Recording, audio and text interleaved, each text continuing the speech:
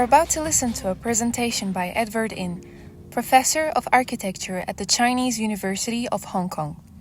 The presentation of Professor In was part of the program of the second panel organized by CHARE, as part of the panel series Turkey and Syria after the earthquakes.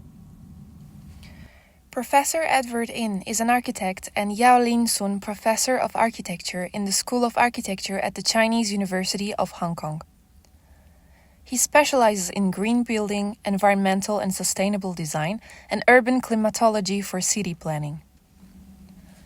As an environmental consultant to the government of Hong Kong's Special Administrative Region, Professor In developed the performance-based Daylight Design Practice Note, the Air Ventilation Assessment Technical Guidelines, and the Urban Climatic Maps for city planning. He has also worked with governments and agencies in Singapore and Macau, as well as a number of Chinese cities on urban climatic maps. Recently, Professor In has focused on designing for the elderly, taking climate change into account. In early 2014, noting the cultural and socio-economical needs of remote villagers in southwest China, Professor In established the One University, One Village project initiative to continue his humanitarian work with his students.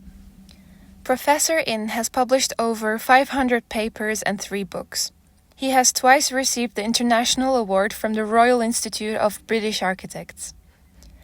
Recently, his village rebuilding demonstration project in Yunnan, China, won the World Building of the Year award at the 2017 World Architecture Festival in Berlin.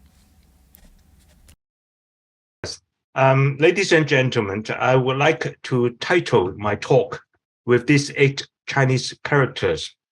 They epitomize our working approaches and ambitions. I shall explain to you more about these 8 words. Now, 20th century human living faces many challenges. UN statistics reveals that 50% of the world population now lives in cities. It also means that there are still 50% of the world population living in the rural area, facing all sorts of problems. Our work focuses on these people living in rural areas. Since 2003, 20 years ago, my team in CHK has been working on a number of projects to improve lives of villagers. The keywords high science and low technology best summarizes our theoretical basis. We aspire to approach our projects with the use of local materials, local techniques, and local labors. The first word in the 8 words is tu, i.e. earth. Earth is the simplest and the most ancient and the most abundantly available natural material on Earth. The use of earth as building materials is common around the world. According to UN statistics, over 2 billion people around the world still live in earth buildings. Thanks to our French and other material science research colleagues, we now have a better understanding of the scientific principles of using earth as a building material. We can now better apply our knowledge and fuse it with local wisdoms and traditions to develop better techniques. The second word is gui. It means precious. For something simple to precious requires design and a deep understanding of human living. This is our first attempt in 2003 in a remote village in northwest China. It is an earth building that performs a lot better than any school in the areas without using artificial energy. The scientific principles of the design is based on the physical laws of thermodynamics, but the building was built by our farmer villagers using materials we obtained on site. We call it high science and low technology. Another example, we further our thermodynamics understanding with what we call the mechanical dynamics understanding. In this nowhere village in China, 33 earthquake-resistant houses were built by villagers under our technical supervision. No material was shipped from the outside world.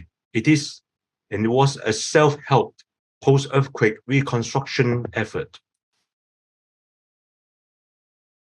Since then, my team has been building many comfortable, cost-effective, contextual, traditional, easy-to-build self-help houses and public buildings in villages in China. Our post-occupancy surveys indicates that villagers are very satisfied with them. Our buildings are, to them, precious artifacts. Precious artifacts not only because they are fit for living, they also have a deeper meaning of sustainability when it comes to their high socio-economic attributes and their low environmental impact and embodied energy use. The third word is war. With these artifacts, philosophical principles, we start to build walls and houses. The red color indicates seismic active areas on Earth. Many of these areas have a lot of earth houses. You can see that Turkey is part of it. Currently, our work are in southwest China, just east of India. Let me use an example to illustrate. In 2014, a Richter scale 6.5 hit an area in southwest China. It destroyed most of the villages' earth homes. Millions were affected. We met an old couple. This was their home after the earthquake. The old lady told me, "We are old now and we are poor. Maybe we can just die here." The earthquake destroyed houses. It also destroyed hope and dignity. We designed a simple house using our high science and low technology principles. We had an ambition. We were not designing just a house. We were trying to give life back its dignity. The house must be one that the old lady would be very proud of. We conducted many shake table tests to ascertain that the mechanical dynamics of her house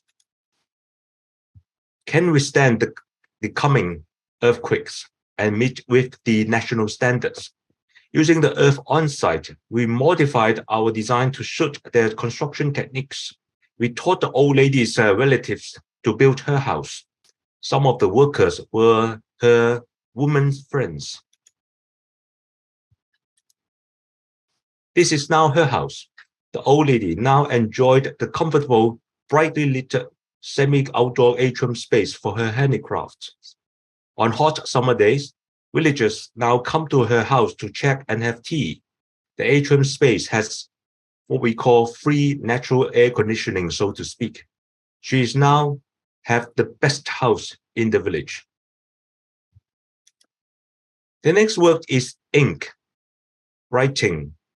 We now write papers, books, regulations, code of practice, host exhibitions and seminars, and so on to record down our experience, to transfer our knowledge, and to share our thoughts. Coming here to talk to you is part of this ink effort.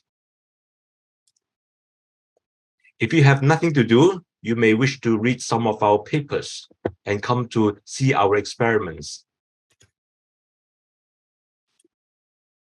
Our work has been featured in architectural magazines and won a number of awards. It is very good that our architectural friends has recognized some of our efforts. The next word is school or teaching. We knowledge transfer. We believe that self-help is the most sustainable way of continuity. All our projects were built by farmer villages themselves. Some of them are so good that they are now building houses for others and are making a comfortable living. School also means academic pursuits. We have formed a team of university colleagues to continue our work with the villagers. We call ourselves One University, One Village, using knowledge to improve life. You may wish to visit our website. Our school trains over 100 farmer villages. The picture on the right shows off China's first all-woman construction team. They are now some of our proudest members of the villages. And I have to say that the quality of workmanship of this woman team is much better than their male counterparts. This is our newly built school facilities in the city of Kunming. We call it a Terra Center. In it, we conduct all our teaching activities. Next time you come to Kunming, please visit it. And I'm sure our staff and villagers will give you their warmest welcome. The next word is harmony, good living, or peace. At the end of the day, we are not just giving them a house. Life needs to be improved, hope is to be rebuilt, and dignity must be reaffirmed. Ladies and gentlemen, this must be the aspiration. It is an aspiration that is also sustainable and everlasting. The next word is kun, means spatial coverage. We hope to share our limited experience with everybody everywhere. We also want to learn from you all. Humanitarian actions and efforts must have no geographic boundaries. We hope we will be where we are needed. We hope we can go with our friends, and these are some of them, you included, to continue to improve lives of the villagers. The last word is en, means forever or eternity.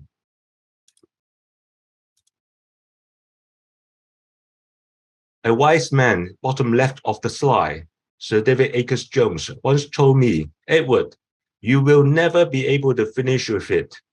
However, I am sure that your students and their students will one day finish it. The work has just begun. Young colleagues and friends, let's get on with it. And thank you very much.